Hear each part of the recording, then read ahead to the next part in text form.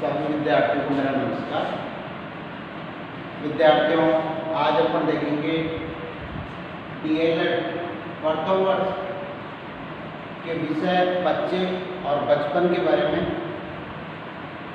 इस विषय के अंतर्गत अपना टॉपिक होगा आज का समाजीकरण, अर्थात सोशलिज्म में बालक समाजीकरण कैसे कर पाता है, कैसे अपनाता है, कैसे उसका विकास होता है, इन सब के बारे में अपन आज विस्तार से जानेंगे। बालक के समाजीकरण के बारे में तो जैसे ही बालक का जन्म होता है वो समाज में अपना जीवन यापन शुरू कर देता है। समाज में रहकर के वो अपने विकास को बढ़ावा देता है। समाज के द्वारा ही वह अपनी विभिन्न क्रियाओं को संपन्न करता है। विद्यार्थियों, जैसे ही बालक का जन्म होता है वह अपने माता पिता के संपर्क में रहता है। उससे दैनिक जीवन की जो क्रियाएं हैं उनको सीखता है, कैसे उसको अपना विकास करना है, कैसे आगे बढ़ना है, किससे कैसा व्यवहार करना है, इन सब के बारे में बालक अपने माता पिता से परिवार में रहकर सीखता है। तो सबसे पहले जानते हैं अपन समाजीकरण के बारे में, समाजीकरण का अर्थ और परिभाषा के बारे में।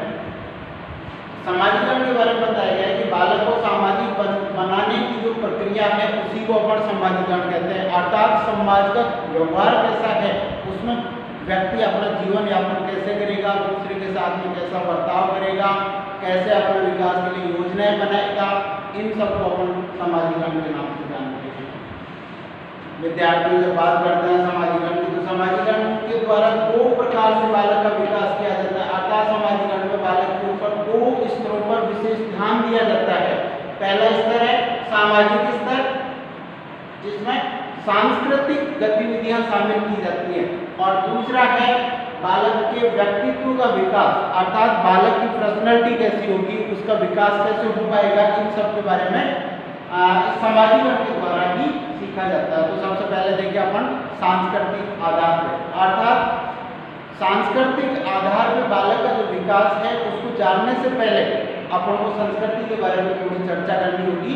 तो संस्कृति किसको कहते हैं? जो अपनी मान्यताएं हैं, रीति रिवाज है, आहार व्यवहार विचार आदान प्रदान, ये सब जो है वो संस्कृति के अंतर्गत रखा गया है, और जो संस्कृति है उससे सांस्कृतिक शब्द बना है। तो इस प्रकार से जो पुरानी मान्यताएं हैं, जो परंपराएं हैं, जो कार्य करने की जो योजनाएं हैं, उन्हीं को अपन सांस्कृतिक आधार पे देखते हैं।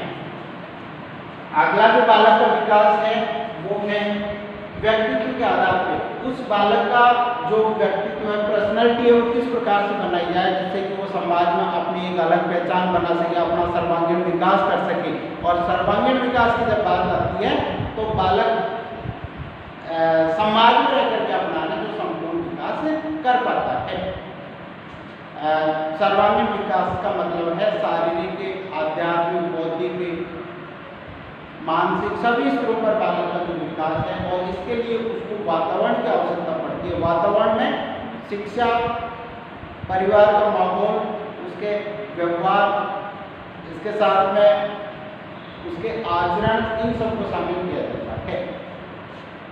अब देखते हैं समाजीकरण के अर्थ के बाद में समाजीकरण की परिभाषा। तो विभिन्न जो सामाजिक वैज्ञानिक हुए हैं, विचारक हुए हैं, दार्शनिक हुए हैं, इन्होंने अपने अपने हिसाब से अपने अपने तरीके से समाजीकरण की अलग अलग परिभाषाएं दी हैं। सबसे पहले देखते हैं अपन न्यूमेपर के अनुसार एक व्यक्ति के सामाजिक प्राणी के रूप में परिवर्तित होने की प्रक्रिया समाजीकरण कहलाती है। अर्थात जब बालक जन्म लेता है तो वह इस संसार से बिल्कुल अनभिज्ञ होता है। यहाँ की क्रियाएं कैसी हैं, कैसा इनका व्यवहार है, इन सब से बिल्कुल अनजान होता है, अननोन होता है। जैसे ही बालक का जन्म होता है, उस बालक के जन्म के तुरंत बाद में वो माता पिता के संपर्क में आता है, तो परिवार का वातावरण उसको मिलता है, माता पिता का व्यवहार उसको मिलता है, और जैसे ही वो आगे बढ़ता है उस सामाजिक प्राणी बनने के लिए, अर्थात समाज का जो रहने वाला है उसको अपन सामाजिक प्राणी कहते हैं। अब समाज किसको कहते हैं, इसके बारे में थोड़ी चर्चा करें। दो या दो से अधिक मिलकर के जो सदस्य हैं वो मिलकर के एक समूह बनाते हैं, जिसको छोटा समूह बोलते हैं, इसको कहते हैं परिवार। जब दो या दो से अधिक परिवार मिलकर के एक बड़ा समूह बनाते हैं उसको कहते हैं समुदाय या समाज। इसका मतलब ये हुआ कि परिवार इसमें मुख्य इकाई है, और मुख्य इकाई को देखें तो परिवार दो प्रकार के होते हैं। एक आपका है एकल परिवार और दूसरा है संयुक्त परिवार।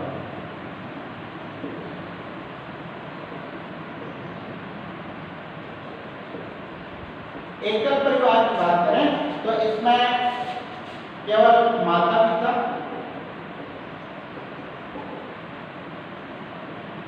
भाई बहन यही आते हैं। अर्थात आज जो परिवार प्रथा चल रही है वो एकल परिवार प्रथा है, क्योंकि इसमें माता पिता और भाई बहन ही रहते हैं।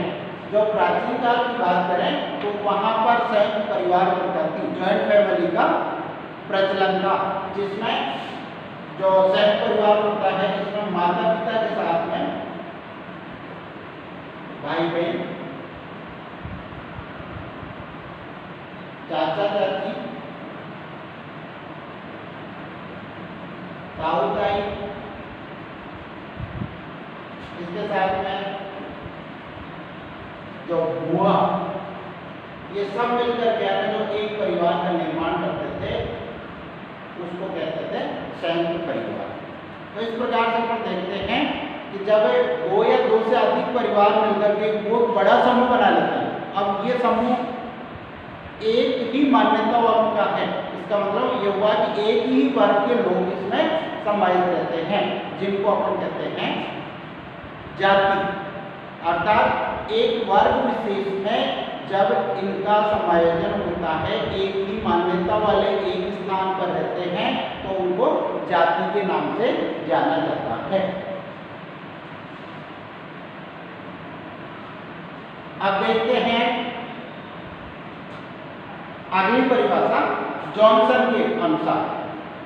समाजीकरण की प्रक्रिया वह प्रक्रिया है जिसमें सीखने की वाले को सामाजिक भूमिकाओं को निर्वहन करने योग्य बनाया जाता है। अर्थात समाज की जो मान्यताएं हैं, परंपराएं हैं, जो रीति रिवाज हैं, उनको क्या करेगा, निर्वहन करेगा, उनको वहन करेगा, अपने जीवन में धारण करेगा और उनके अनुसार ही अपना जीवन यापन करेगा। तो इस प्रकार से हम कह सकते हैं कि समाजीकरण वह प्रक्रिया है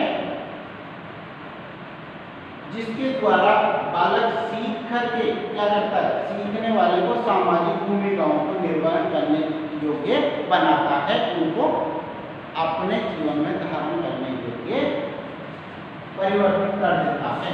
अगली परिभाषा है टीचर के शब्दों में समाजीकरण सीखने की वह प्रक्रिया है जिसके द्वारा व्यक्ति सामाजिक व्यवहारों को सीखता है एवं उनको अनुकूलन करना भी सीख जाता है। अर्थात समाज के जो व्यवहार हैं, किस प्रकार से बड़े बुजुर्ग लोग रह रहे हैं, उनका किस प्रकार से जीवन यापन हो रहा है, किस प्रकार की वो क्रियाएं कर रहे हैं, कैसे एक दूसरे के साथ में व्यवहार कर रहे हैं, कैसे अपनी दिनचर्या को संचालित कर रहे हैं, उनके आर्थिक आधार क्या है, सामाजिक मान्यताएं क्या हैं और किस प्रकार से वो राजनीतिक गतिविधियों में भागीदार होते हैं। इन सब को मिलाकर के जो अपने व्यवहार में सीख जाता है और सीखी हुई बातों को अपने अनुकूलित कर लेता है, अर्थात अपने सम्मान उनको बना लेता है, इसी को कहते हैं अपन समाजीकरण की प्रक्रिया। अब देखते हैं कि जब अपन ने तीन परिभाषाएं देखी, न्यूमेम्बर के अनुसार देखी, जॉनसन के अनुसार देखी, टीचर के अनुसार देखी, इन सब से अपन ने जो नई बात सीखी, सारांश जो निकाला, उस सारांश के आधार पे 5 बातें उभर करके सामने आई। तो अपन देखते हैं कि समाजीकरण सीखने की प्रक्रिया है। अभी अपन ने देखा कि बालक जब जन्म लेता है, बिल्कुल अबोध होता है, अनजान होता है, धीरे धीरे वो समाज में रह करके अनेक क्रियाएं सीख जाता है और इन सीखी हुई बातों को अपने जीवन में लागू करता है, धारण करता है। इसका मतलब ये हुआ कि समाजीकरण की जो प्रक्रिया है। दूसरा जो सारांश निकला, जो रिजल्ट सामने आया, वो है समाजीकरण। व्यक्ति दूसरों से अंतःक्रिया करता है, अर्थात समाजीकरण की जो प्रक्रिया है उसमें एक व्यक्ति दूसरे से अंतःक्रिया करता है, एक दूसरे से अपने भावनाओं का आदान प्रदान करता है, एक दूसरे से नई बात सीखने की कोशिश करता है, इसके साथ ही सामने वाले को कुछ नया सिखाने की कोशिश करता है। ये अंतःक्रिया का रूप है। अगला है समाजीकरण में व्यक्ति समाज का सक्रिय सदस्य बनता है, अर्थात जब समाज की जो मान्यताएं हैं व्यक्ति सीख जाता है तो इस प्रकार से वह जो समाज की मान्यताएं हैं उनको बिल्कुल अपने जीवन में लागू करने की कोशिश करेगा और उन मान्यताओं को आगे संचालित करने के लिए, उन व्यवहारों को लागू करने के लिए अपने आप को उस प्रक्रिया का एक हिस्सा बना लेगा। इसी को अपन कहते हैं समाजीकरण की प्रक्रिया। इसका मतलब ये हुआ कि वह उस समाज का एक सक्रिय सदस्य बन जाएगा। जो भी समाज से संबंधित क्रियाएं हैं उनको करने के लिए वह हमेशा तैयार रहेगा। अगला जो निष्कर्ष है वो है समाजीकरण के द्वारा व्यक्ति को समाज में भूमिका के निर्वहन योग्य बनाया जाता है, अर्थात समाज में उस व्यक्ति की क्या भूमिका है, क्या उसका रोल है, इसके संचालन में वह कैसे योगदान कर सकता है, इसी बात के योग्य बनाने की जो क्रिया है वो समाजीकरण है। अगला सारांश है समाजीकरण में व्यक्ति के जीवन पर्यंत चलने वाली प्रक्रिया है, अर्थात समाजीकरण एक ऐसी क्रिया है जो उस व्यक्ति को जीवन पर्यंत संचालित करनी है, अर्थात जो बालक बचपन में बात सीखता है वो पूरे जीवन तक सीखता रहता है, उनको आगे से आगे बढ़ाता रहता है। प्रिय विद्यार्थियों, ये था अपना समाजीकरण से संबंधित कुछ विशेष बातें। इन विशेष बातों के बाद में अपन देखते हैं कि समाजीकरण वह प्रक्रिया है जिसमें बालक बिल्कुल अननोन होता है और उस समाज की समस्त मान्यताओं को अपने अनुकूलित कर लेता है। इन्हीं मान्यताओं के आधार पर अपन समाज का निर्माण करते हैं, विकास करते हैं और उसे आगे बढ़ाने के लिए प्रेरित करते हैं। अब देखते हैं अपन कि जो पारिस्थितिकी सिद्धांत है समाजीकरण का, उसके बारे में एक अपने समाजशास्त्री दिए हैं यूनी ब्रॉन फेनब्रेनर। इन्होंने पारिस्थितिकी जो सिद्धांत दिया वो बालक के वातावरण के अनुसार प्रतिपादित किया, अर्थात बालक किस प्रकार से अपने वातावरण में अपने आप को परिवर्तित करता है, अपने मित्रों के साथ में, अपने माता पिता के साथ में, अपने परिवारजनों के साथ में, अपने विद्यालय में और विद्यालय के वातावरण के साथ में, इसके साथ ही जो उसके बाहर के मिलने वाले जो लोग हैं, मित्र हैं, उनके साथ में वो कैसा व्यवहार करता है, अर्थात उससे परिस्थिति के अनुसार वह अपने आप को किस प्रकार से समायोजित करता है, व्यवस्थित करता है, इसके बारे में अपन जानकारी हासिल करेंगे। तो इस जो परिस्थिति के अनुसार अपने आप को परिवर्तित करने की जो प्रक्रिया है वो पारिस्थितिकी तंत्र के नाम से जाना जाता है और इस पारिस्थितिकी तंत्र को अपन यहाँ पर समाजीकरण के परिप्रेक्ष्य में सिद्धांत के रूप में जानेंगे। देखते हैं पारिस्थितिकी सिद्धांत के बारे में। तो पारिस्थितिकी सिद्धांत को मुख्य रूप से ब्रेनर महोदय ने 5 भागों में विभाजित किया है। पहला है लघु मंडल, दूसरा मध्य मंडल, तीसरा बाह्य मंडल, चौथा बृहद मंडल और 5वां है घटना मंडल। बालक की जैसी जैसी परिस्थिति परिवर्तित होती जाती है वैसे वैसे वो अपने आप को एक अलग मंडल में, एक अलग स्थान पर महसूस करता है, परिवर्तित कर लेता है। सबसे पहले देखते हैं अपन लघु मंडल के बारे में। तो लघु मंडल में उस बालक का अर्थात एक सीमित दायरे में रहेगा। बालक अभी छोटा है, वो केवल परिवार और मित्रों के संपर्क में रहेगा, परिवारजनों के संपर्क में रहेगा, तो यह एक लघु वातावरण में अपना जीवन यापन करेगा। इसी को कहते हैं अपन लघु मंडल। दूसरा जो मंडल है वो है मध्य मंडल। जब बालक परिवार को छोड़ करके, जिसको प्रथम पाठशाला के नाम से जाना गया, माता को उसका प्रथम गुरु कहा गया, इनको छोड़ करके जब वह अपनी शिक्षा अर्जन करने के लिए घर से बाहर निकलता है तो विद्यालय में पहुंचता है और परिवार छोड़ करके विद्यालय में जाएगा तो उसके संपर्क में नए मित्र आएंगे, नए दोस्त आएंगे, तो वो अपने बाल सखाओं के साथ में अपना कैसा व्यवहार परिवर्तित करेगा, इसको कहते हैं अपन मध्य मंडल के नाम से जानते हैं। अगला है बाह्य मंडल। बाह्य मंडल वह मंडल होता है जैसे कुछ बालकों के माता पिता कामकाजी होते हैं, कुछ नौकरी पेशा होता है, तो वह अपने परिवार को, अपने बच्चों को छोड़ करके बाहर अपने कार्यस्थल पर जाते हैं और कार्यस्थल पर जब वो जाते हैं तो उसके जो सहकर्मी हैं,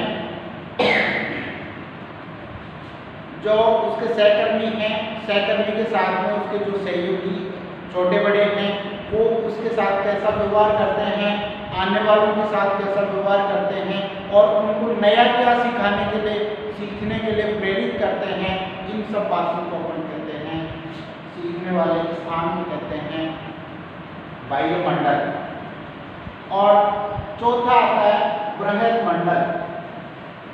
जो यह बृहद मंडल अर्थात एक विस्तृत मंडल बन जाता है और इस विस्तृत वातावरण में जब बालक संपर्क में आता है तो पुरानी जो प्रथाएं हैं, जो मान्यताएं हैं, कुरीतियां हैं, जो सांस्कृतिक आचार विचार हैं, इसके साथ में वहाँ की जो भौगोलिक परिस्थितियां हैं, इन सब के संपर्क में बालक पहुंचता है और जो यहाँ से सीखता है वो बाह्य मंडल के नाम से जाना जाता है। इस बाह्य मंडल में व्यक्ति अपने कार्य के बारे में सोचना शुरू कर देता है, अर्थात वह अपनी आर्थिक क्रियाएं कैसे पूरी करेगा, कैसे अपनी आवश्यकताओं की पूर्ति करेगा, तो आर्थिक आधार पर भी बाह्य मंडल के द्वारा सीखा जाता है। इस बृहद मंडल में जो व्यक्ति है अपने रोजगार की तलाश में भी घूमना शुरू कर देता है। और पांचवा जो मंडल है वो है घटना मंडल, अर्थात इस घटना मंडल के द्वारा बालक सामाजिक और ऐतिहासिक मान्यताओं को सीखता है, अर्थात इतिहास में अब तक किस प्रकार की मान्यताएं हैं ये जानने का अवसर मिलता है, किस प्रकार से व्यक्ति एक दूसरे के संपर्क में थे, व्यवहार में थे, किस प्रकार से एक दूसरे को सहयोग किया करते थे और एक दूसरे की मदद किया करते थे। इसके साथ में समाज के लोग एक दूसरे को कैसे आगे बढ़ने के लिए प्रेरित करते थे, किस प्रकार से उसका सहयोग करते थे, किस प्रकार अवरोध करते थे, ये सारी की सारी जो बातें हैं वो घटना मंडल में ही सीखी जाती है। इसके साथ में ऐतिहासिक जो घटनाएं घटी हैं, जैसे कोई नए आविष्कार हुए हैं, उन आविष्कारों के बारे में भी इस घटना मंडल के द्वारा ही जानकारी मिलती है। जैसे आज अपन हर जगह विद्युत का प्रयोग करते हैं, हर जगह बिजली का उपयोग कर रहे हैं, ये किस प्रकार से इसका आविष्कार हुआ, ये चीज जो जानने के लिए मिलेगी वो अपन को घटना मंडल के द्वारा ही मिलेगी। अर्थात जो ऐतिहासिक बातें अपन जानेंगे, इतिहास की जो खोज किस प्रकार से की गई थी, इतिहास में पहले जो घटनाएं कैसे घटी हुई थी, इन सब के बारे में जानने को मिलेगा। जैसे दूरसंचार की बात करें तो दूरसंचार में आपके आज जो टीवी है, इसके साथ में मोबाइल है, इंटरनेट है, ईमेल है, ये सारे